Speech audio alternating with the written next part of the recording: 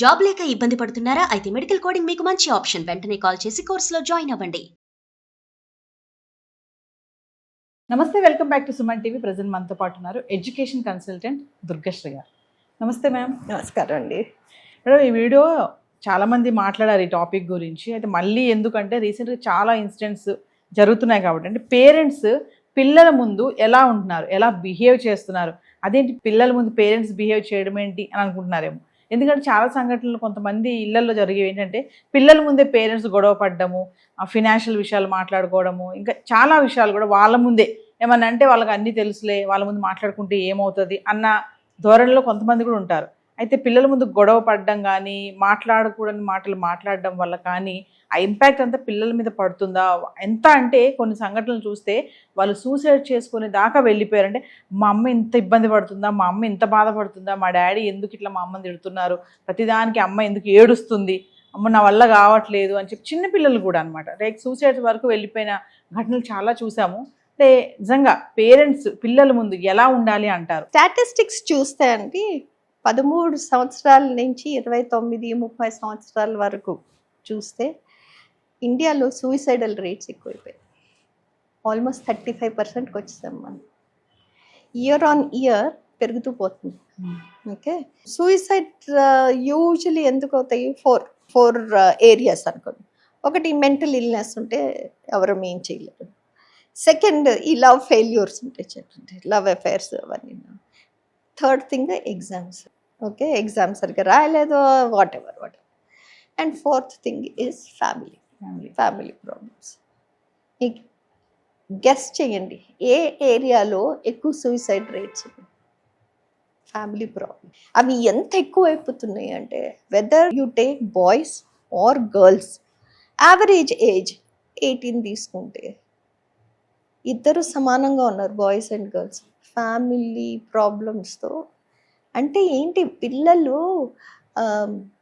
అవన్నీ టాలరెన్స్ లేదా వాళ్ళకి పేరెంట్స్ అసలు ఎడ్యుకేట్ చేయలేకపోతున్నారా?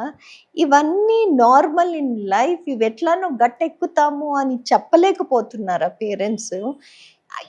ఏంటో తిక్కమక్కలాగా ఉంది. అంటే ప్రతి చిన్నదానికి పేరెంట్స్ ఇరిటేట్ అయిపోతున్నారా? లేకపోతే ప్రతిదీ తల్లి తండ్రి మీద కోపంతోనే ఉంటుందా? తండ్రికి తల్లి మీద కోపంతోనే ఉంటాడా? ఇది ఇంట్లోకి ఇదో అంటే అన్ప్లెజెంట్ సిచ్యువేషన్ క్రియేట్ చేస్తుందా? ఇవన్నీ ఉన్నాయి, కాదన్ను నేను. కాకపోతే ఎందుకు ఇలా క్రియేట్ అవుతున్నాం మనము? ఓకే, యాజ్ అ పేరెంట్ నేను 3 చేయాలి. ఓకే, నేను ఫిజికల్గా నేనేం చేస్తున్నాను, సెరిబ్రల్ నా బుర్ర ఉపయోగించి నేనేం చేస్తున్నాను, నేను ఏదన్నా క్రియేటివ్గా చేస్తున్నాను. ఈ 3 నేను చిన్నప్పటి నుంచి నా పిల్లలకి నేను చూపించగలిగితే వాళ్ళు చాలా better ఎన్వైరన్మెంట్లో పెరుగుతున్నట్టు.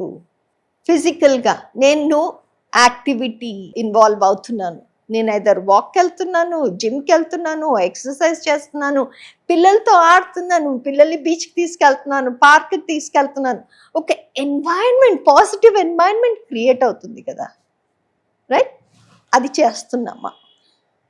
Second, usually this is called as cerebral exercise అని.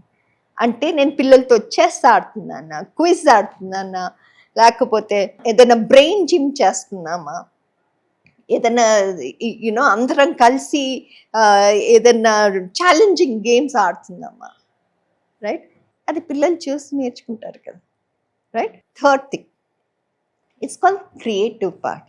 అంటే నేనేమన్నా క్రియేట్ చేసిన, ఇప్పుడు పిల్లలతో కలిసి నేనేమన్నా గేమ్ క్రియేట్ చేశాను, ఒక స్టోరీ క్రియేట్ చేశాను, ఒక పిక్చర్ క్రియేట్ చేశాను, ఒక పిక్నిక్ వెళ్తున్నాము, ఒక ఐటినరీ క్రియేట్ చేసాము, లేకపోతే ఒక స్టోరీ రాసానా నేను, ఒక painting or mandala art or anything.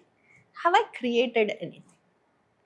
So ఒక పేరెంట్గా నేను నా ఫిజికల్ యాక్టివిటీ చేయను, ఫోన్ వేసుకుని కూర్చుంటాను, సెరిబ్రల్ ఎక్సర్సైజ్ ఏమైనా చేస్తున్నానా? ఏం లేదు, ఒట్టి నా exercise is all about my finger moving up and down. నేను క్రియేటివ్గా ఏం చేస్తున్నాను, ఏమీ లేదు. అమ్మని ఎలా తిట్టాలి, పిల్లల్ని ఎలా తిట్టాలి, ఇదే చేస్తున్నాను. పిల్లలు ఏం చేస్తున్నారు? ఓన్లీ ప్రెషర్, ఓన్లీ స్ట్రెస్ కదా. నేనే ఒక పేరెంట్గా ఒక ఫోకస్తో పని చేయగలిగితే, నా ప్రకారం ఫోకస్ ఏంటి? Follow one course until you succeed. FOCUS. Okay, follow one course until you succeed. అంటే ఏంటి? ఇప్పుడు నేను 5 కిలోమీటర్స్ మ్యారథాన్కి వెళ్ళాలనుకున్నాను. ఓకే, అది ఒక్క ఫోకస్ తీసుకున్నాను. ఓకే, నేను అది సిన్సియర్గా చేస్తున్నానా లేదా? పిల్లలు చూస్తారా ఎంత పాజిటివ్ ఎన్వైరన్మెంట్ క్రియేట్ చేస్తుంది. అవి మనం చెయ్యట్లేదు. మనం చేస్తున్నదంతా ఏంటి? గిల్లి గజ్జాలు పెట్టుకుంటున్నామా? నేను సుపీరియరా నా వైఫ్ మీద, ఇవి గిల్లి గజ్జాలు, ఇవి ఫ్యామిలీ డిస్ప్యూట్స్ లాగా తయారవుతుంది కదా. అలాంటి సిచ్యువేషన్లో ఏమవుతుంది? ఫియర్ కాంప్లెక్స్ అనేది డెవలప్ అవుతుంది పిల్లలకి. ఆ ఫియర్ కాంప్లెక్స్ డెవలప్ అయినప్పుడు ఏది జరిగినా, అంటే ఒక పెన్సిల్ ఇట్లా పడినా పిల్లలు భయపడిపోతారు. నేను ఈ భయాన్ని తట్టుకోలేను, నేను ఈ టార్చర్ని భరించలేను. Best thing I will find a solution. And what is it? Extreme step, right?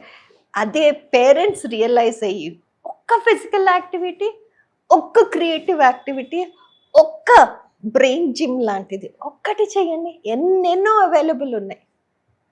మీరు ఒక పాజిటివ్ ఎన్వైరన్మెంట్ క్రియేట్ చేయగలుగుతారు.